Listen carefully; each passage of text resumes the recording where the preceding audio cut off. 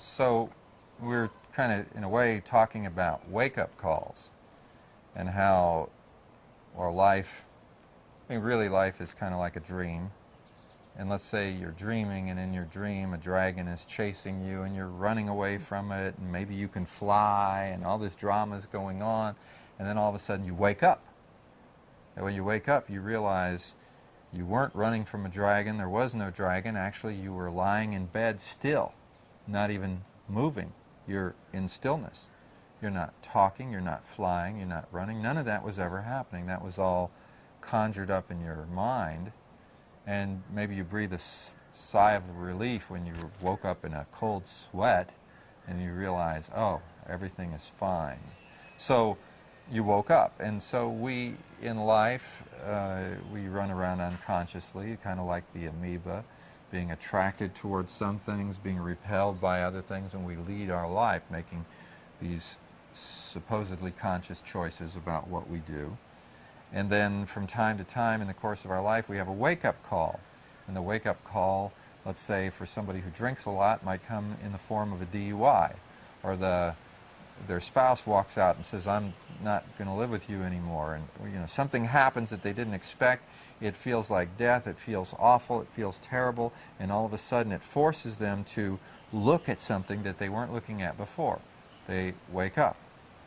Maybe they find out that they have cancer, or maybe they lose their money in the stock market, or something happens to them, and they have a wake-up call. So then the question is, what does it take to get us to wake up? How bad does it have to be? How severe does it have to be?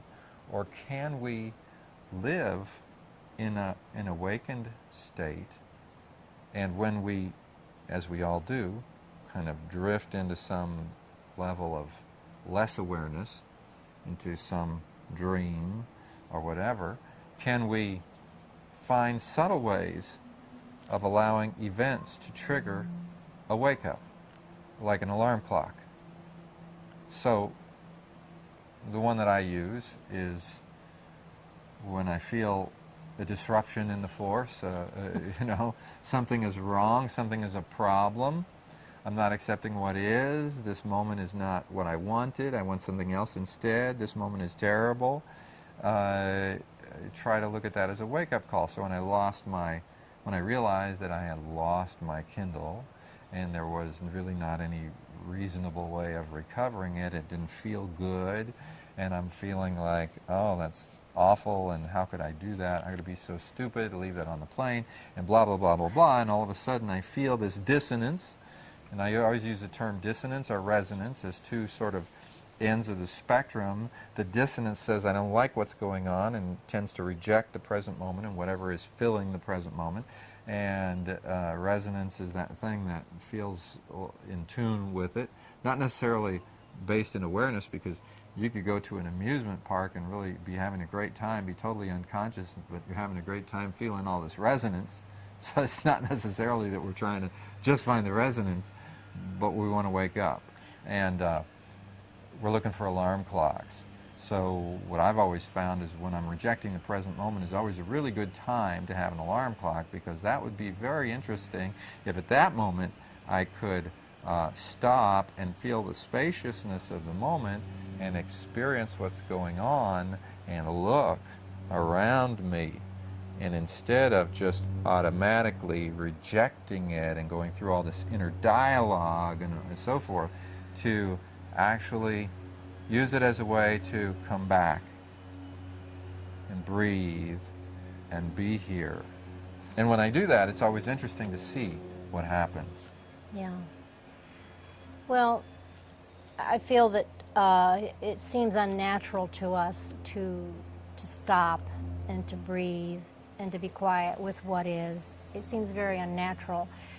The reason being that we've been deeply, deeply conditioned from a very early age, almost programmed like a computer. We're very mechanical, actually, and we've been deeply, deeply programmed. And we all know that, and we react the same way. We have a pattern that we follow. When someone looks at a certain way or says something to us, even our nervous system gets involved, and we jerk up and we take the stance of defense, and our heart starts beating, and it's a very physical thing, actually. So it's wild. And so I feel like the mechanical, the machine has got to be recognized for what it is.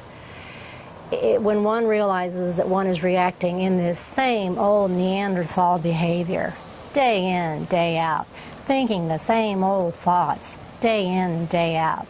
Honestly, we replay, replay, replay, replay. We are so mechanical. It's really quite funny. If you ever stop once in a while and just pay attention to your mind, it rises up with this thought that came out of nowhere.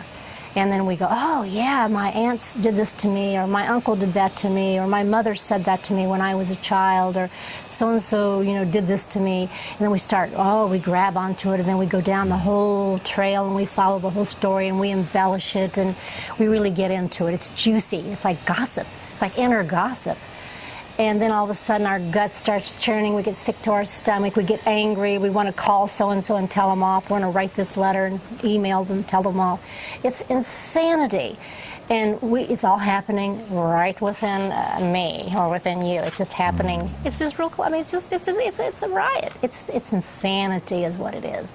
Yeah. So when we realize we don't want to live in insanity anymore, we want to evolve, and I believe this is what this is all about, evolving into a creature that sees, evolving into a creature that is no longer reacting, that is choosing to respond in a more sane way.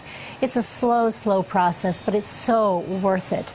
You really have to value wanting to have things different, to have things be different, to have your life be different, to affect the world differently. You have to really, really want that deeply, to want change. And when you do, when you see the problem at hand, you actually value stopping the machine, coming back to now, coming back to the simplicity of just being. Just being simple me here now. Almost when you were a child, you did that often. If you can remember a childhood event where things were very special, eating an ice cream cone, riding on a Ferris wheel, riding in the car with your hand sticking out the door, feeling the window, feeling the wind on your hand. Remember those times? If you can remember those times, the simplicity of those times. And that simplicity is still with you. It's just that we've gotten so cerebral and so caught up in the storylines and caught up in the conflict, our inner conflict, and I don't know, it's just very, very, very easy to get lost in the machine. And so we just have to value enough being in the now, being with what is, breathing, allowing the simplicity to arise, soften around it, the constriction. That's just it right there. Don't you agree? Yeah. A lot of people use the term contraction, in that you feel that thing, that restriction, that resistance, that thing that's happening inside. Right. And I think to be able to tune in to your body and to tune in to the things that are happening and be able to say, I know what that is. I've felt that before. And then as a result to say, when that happens, I really need to look here and bring some awareness here. It's not like you're really trying to figure it all out. It's just that the wake-up call can be very directional. In other words, when I feel this gut-wrenching thing down here, if I don't bring awareness to it, I know where I go.